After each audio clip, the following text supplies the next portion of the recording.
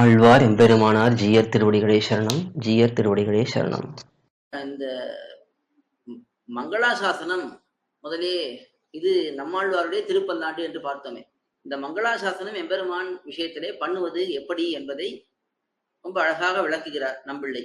இதை கொண்டுதான் பிற்பாடு பள்ளிலோகாச்சாரியர் ஸ்ரீவசன பூஷணத்திலே மங்களாசாசன பிரகரணம்னே மங்களாசாசனம் சொரூப விருத்தம் அன்றோ என்னில் என்று கேட்டுக்கொண்டு இல்லை இல்லை அது சொரூப விருத்தம் இல்லை, அதாவது சின்னவர்களை பார்த்து வாழ்க வாழ்க வளமுடன் அப்படின்னு சொல்லலாம்.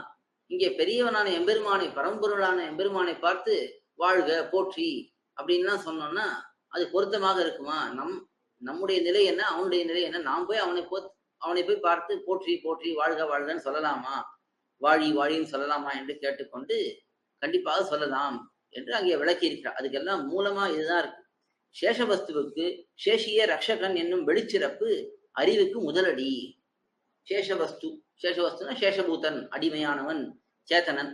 அவனுக்கு சேஷியே ரக்ஷகன், நம்முடைய சேஷி அதாவது நம்முடைய தலைவன், அவன்தான் நம்மை காப்பாற்றுபவன் என்னும் வெளிச்சிறப்பு என்ற ஞானம். வெளிச்சிறப்புன்னா ஞானம், அது முதலடி, அறிவுக்கு முதலடி. ஞானத்திலே முதல் நிலை. ஞானத்திலே முதல் நிலை எது? நான் சேஷபூதன், பகவான் சேஷி, அவன் என்னை ரட்சிப்பவன், என்னை காப்பாற்றுபவன் என்று முதல் நிலை. சேஷவஸ்துவாகில் சேஷிக்கு அதிசயத்தை விளைத்து தன் சொரூப சித்தி ஆகையாலே. சேஷவஸ்து ஆகில், சேஷவஸ்துன்னா என்ன, அதோடைய விளக்கமே என்ன என்றால் சேஷிக்கு அதிசயத்தை விளைத்து, தன்னுடைய சுவாமியானவன் தன்னுடைய தலைவனானவனுக்கு பெருமையை ஏற்படுத்தி, அதிசயம்னா ஒரு பெருமை, அதை ஏற்படுத்தி தன் சொரூப சித்தி ஆகையாலே. இவனுடைய சொரூபமே எப்பொழுது சித்திக்கும், இவனுடைய சொரூபம் எப்பொழுது நிலை பெறும் என்றால் தன்னுடைய தலைவனுக்கு ஒரு பெருமையை ஏற்படுத்தினால்தான் சேஷபூதன் என்றே ஆகும். அப்படி ஆகையாலே அவன் ரக்ஷியன், நாம் ரக்ஷகர் என்னும் அளவும் செல்ல அறிகை, சொரூபத்தை உள்ளபடி உணர்கையாவது. அப்போ இந்த சொரூபத்தினுடைய யாத்தாத்மிய ஞானம், சொரூப ஞானம்ங்கிறது அவன் ரக்ஷகன், நாம் ரட்சிக்கப்படுபவன், ரக்ஷியம் என்று நினைப்பது.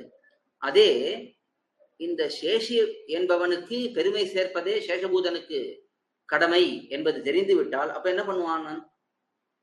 அவன் ரக்ஷியன், அவனுக்கு பெருமை சேர்க்கிறது என்னுடைய வேலை, அவனை நன்றாக பாதுகாக்க வேண்டியது நம்முடைய கடமை. அப்ப நான் யாரு? ரக்ஷகன், நாம் ரக்ஷகர் என்னும் அளவும் செல்ல அறிகை. அது வரைக்கும் நம்முடைய எண்ணம் போனது என்றால் முதல் நிலை அவன் நம்ம காப்பாற்றணும்னு நினைக்கிறது இல்ல இல்ல, நாம் தானே அவனுக்கு பெருமையை உண்டு பண்ணணும். சேஷபூதன் என்றாலே என்ன அர்த்தம்? தலைவனுக்கு பெருமையை சேர்ப்பது. அப்ப நாம் தான் அவனுக்கு பெருமை சேர்க்க வேண்டும், நன்றாக அவனை பார்த்து கொள்ள வேண்டும். அதனால் நாம் ரக்ஷகர், அவன் ரக்ஷியன், காப்பாற்றப்படுபவன், நான் காப்பாற்றுபவன் அப்படின்னு என்னும் அளவும் செல்ல அறிகை. அது வரைக்கும் போய் அந்த ஞானத்தை உணர்வதுதான் சொரூபத்தை உள்ளபடி உணர்கையாவது. ஆக இந்த மங்களாசாசனம்ங்கிறது ஜீவாத்மாவுக்கு பொருத்தமானது. அதுதான் உண்மையான நிலை. யாத்தாத்மிய நிலை என்றால் எம்பெருமானுக்கு மங்களாசாசனம் பண்ணுவது. ஆழ்வார் எம்பெருமானார் ஜீயர் திருவடிகளே சரணம். ஜீயர் திருவடிகளே சரணம்.